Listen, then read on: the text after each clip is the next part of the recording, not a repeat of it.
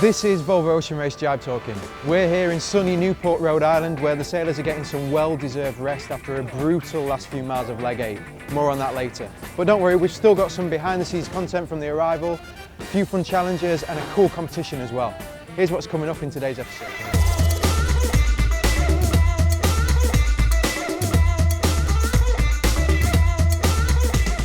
So a little bit of trivia for today's show. How many times has the race been to Newport, Rhode Island?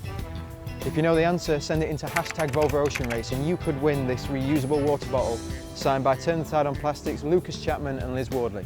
It's pretty cool.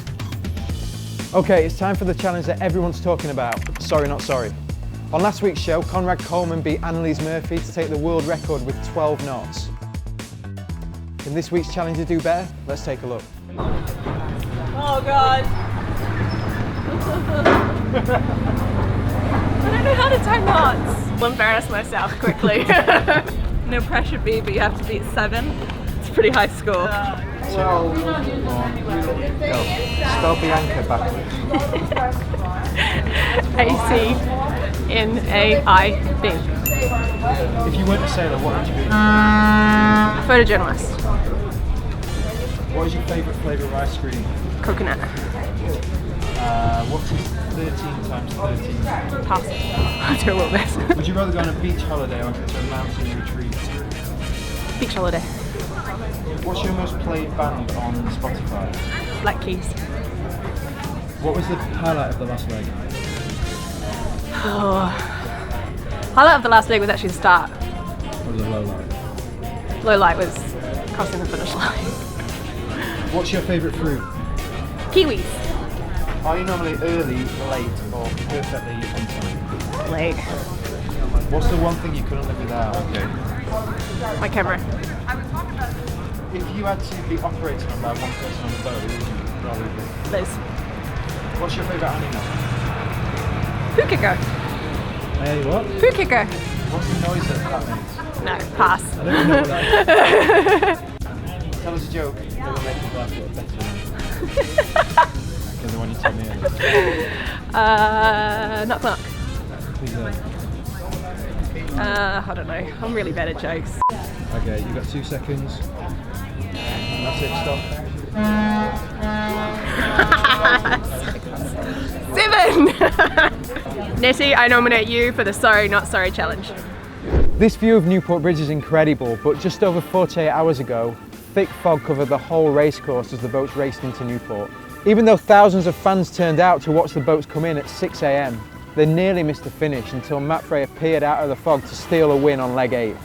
Here's a look back at the battle through the fog.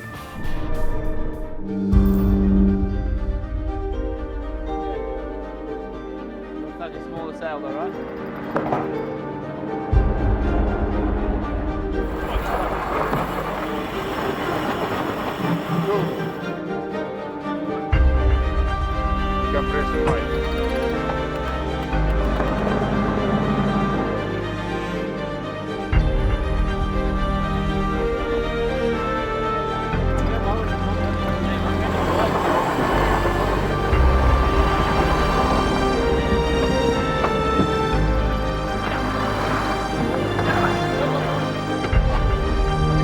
Yeah, happy.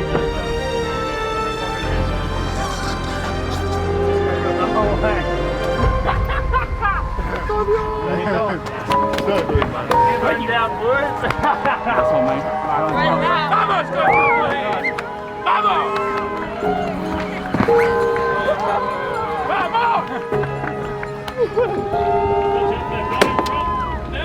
Huh?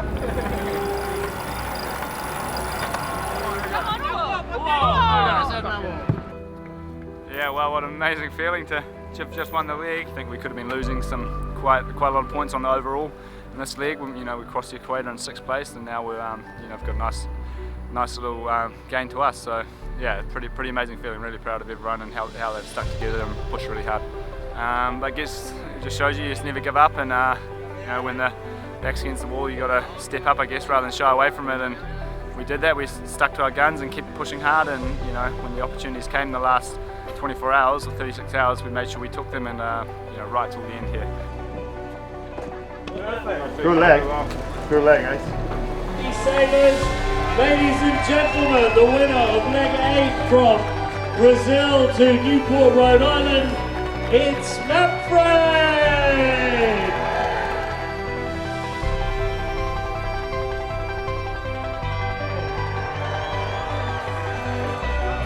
There we go. Newport, it's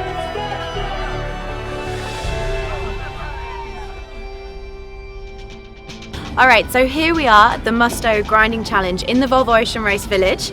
We've got two very special guests. We've got Liz Wardley and Lucas Chapman from Turn the Tide on Plastic. They are going to grind and see who wins. Whichever one raises the sail first is going to be the champion. But first we're just going to have a quick chat. Relax guys, relax. You know, you live together 24/7. So actually Lucas, I'm just going to ask you first, what's that like, living in such close proximity with people like Liz? It's tough. Half joking. No, you've definitely got to get along for sure. That's the main thing, that you all remain friends at the end of it. So you have to work together as a team. But yeah, it has its challenges. People eating, sleeping, snoring, all other kinds of noises that people make. Lucas can definitely talk about the other noises he makes. Sometimes it's a bit more of a challenge hanging out with Lucas because of those other noises. But no, we survive. We're also like thunder buddies up on the bow, so we've got to have each other's back. So. Does he have any annoying habits? He snores the roof off. Like, I don't know how he does it, I don't know how he doesn't wake himself up. The whole bunk vibrates. Does Liz have any annoying habits? She doesn't go to sleep when she's told. She just hangs around the boat and annoys people. Joe, that's funny. I've actually heard that about you. I have heard that you can't keep still on board and that you feel that you have to constantly walk around and check everything. Is that right? Yeah, pretty much. Yeah. So I like doing laps. It's not really like a nervous thing. It's more like I just think there's always something to be done, so I go and look for it. But yeah, I'm sure it's annoying for other people. It's like having this like constant presence. And then every now and then I'll just get alone and I'll go wake Lukey up and have a little bit of a chat. And, yeah. Your quiet space, so I've heard, on the Volvo Ocean 65 is actually the bow of the boat, which is the place that most people would actually avoid because it's uncomfortable, you're constantly going up and down, you're getting wet all the time, but no, that's where you like to go to chill apparently. Yeah, well, it's kind of like, think of it maybe as my naughty corner, because I get sent up there quite a lot. The other spot to really be alone is at the top of the rig, so we fight for that one. Okay. All right, so these guys are solidly in position. We've got one of our wonderful volunteers here, Carol from Newport. Carol's going to hit the buzzer, we're going to hear a short beat, and the sails are going to go. All right, guys, get ready. 3, 2, oh no, do you want to do the countdown? Go on, no, you go for it, you're in charge. 3, 2, 1, start.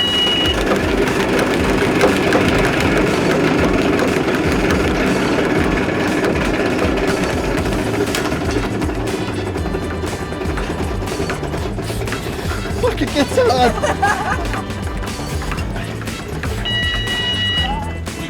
Keep going, Liz. Keep going, Liz.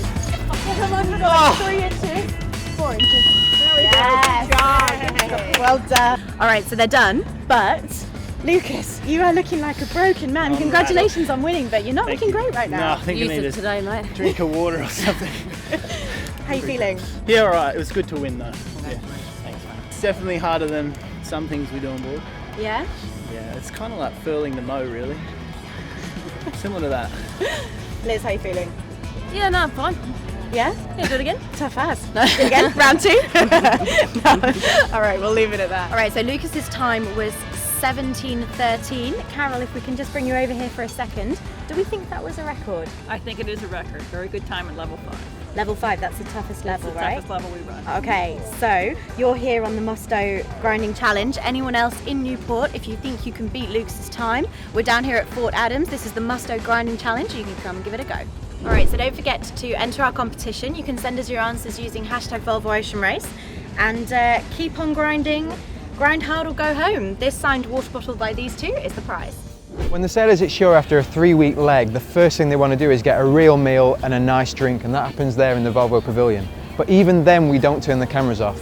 Here's Amy asking the big questions straight after the arrivals. One of the favourite relationships for the fans who watch the race is obviously the relationship that you and Pete Burling have. And when I walked in a few moments ago, I actually saw you both sitting down and chatting and having your food together. Well, I I mean, you can't be his favourite person right now. What kind of thing do you say to each other in that circumstance? Yeah, he was pretty annoyed at us, I think. You know, they were very, very close to winning the league. They'd say it was a great league. You know, they've certainly improved a lot the last few leagues, and you know, a real threat for the end of the race for the overall, I think.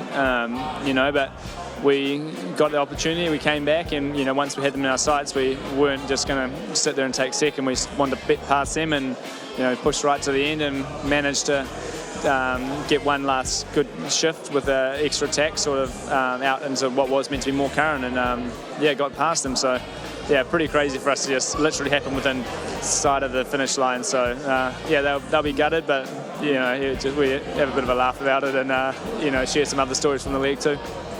We're in Newport. We were just talking about what you're going to do with your time off. It's going to involve a lot of napping. What are you actually going to do with your time off? Are you going to enjoy Rhode Island? Are you going to head to New York, Boston? Tell us. Yeah, well, I've been to Newport once when I was like 15 or 16, so it'd be nice to explore here again, and you know, hopefully just try and recover a bit, lots of sleep, and you know, maybe this weekend or get down to New York for a couple of days. It's a pretty amazing city, so might as well. Well, we're nice and close. All right, well, at quite a controversial time, 10 a.m. in the morning or whatever time it is, we'll let you go to bed, Bledchuk. Thank you very much. And we talk about your friendship with Kyle. Obviously, you two have known each other a long time. How long have you known each other? We keep, it's the same question. Like, we met when we were like 15 or 16. Yeah. Okay, and you're on what, watch system together, is that correct? You've got a watch system going? Yeah, we're watch partners as well, so. And there are a few fantastic pictures where it looked like you were cooking for him, but I'm not sure that was the case. You looked like you were sharing a meal together after a long watch. How are you? We were breaking bread. How are you finding being part of the team? And obviously knowing Kyle is a bit of an advantage, but how are you settling in with the rest of the crew? Yeah, the guys are fantastic, and they're very patient because obviously I have little to no experience on boats this size, so yeah, everyone's been super patient and helpful, and yeah, they're lovely, really lovely guys. Until King Neptune came. Well, exactly. And then it was awful. Yeah, they weren't kind at all. Yeah. I was going to say you're being very, very complimentary, but that was quite a brutal, possibly one of the most brutal ones we've seen in recent Volvo Ocean Race history. Absolutely. I got absolutely hammered. Yeah. Hair, eyebrows, like brewed, freeze-dried, the boys' piss bucket. What else? Just to clarify, was not actually. No, they pee. It wasn't actually wee, no, but they made it look like it just to add to the terror of the whole thing. That was Carlo. Thanks, Carlo. It took me, I think I was like quite upset for like a few days afterwards. I tried not to let it show, but I was, yeah. Now in last week's Gybe Talking, we asked you to come up with the number in this video from Mapfre. The winner of the competition is Edward Lee from Hong Kong. Edward, you win this signed shirt from Bledchuk. Congratulations. Welcome to Crew Communicator Corner. Now, as you may know, each boat has a little device on board called a crew communicator, which allows the sailors to post on social media. It doesn't allow them to actually see anything back, but it allows you to see, hear, and look at what they're experiencing. Now, we've compiled the best from the past week. We're going to start with Francesca Clapiche on board Turn the Tide on Plastic. She says she's looking for Newport, but we reckon she's looking for the competition. Now, Dongfeng race team might have been thousands of miles offshore, but that hasn't stopped Carolyn Brower having to do a little bit of gardening in what is the equivalent of her back garden. Take a look.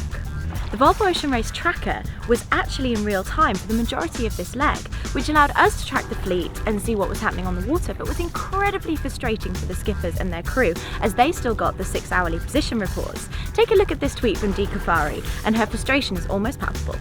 Now, as you can tell from the fact that I'm probably squinting quite a lot right now, it's beautiful and sunny here in Newport. But when we arrived a few days ago, that was not the case. We arrived and it was pouring down with rain, and we were all sitting here feeling very sorry for ourselves. That is, of course, until we saw this post from Liz Wardley. Now in this race, they say it's not over until it's over, and quite rightly so. That's exactly what we saw here in Newport with Team Brunel and Mapfre. Now check out this lovely Instagram post from Bledchuk where he talks about how proud he is of the team's accomplishment arriving here in Newport. Okay, that's it for Volvo Ocean Race Gybe Talking this week. We're going to let the sailors get some rest, but we'll be back next week with more. Don't forget to enter that competition to win the reusable water bottle. Send your answers to #VolvoOceanRace.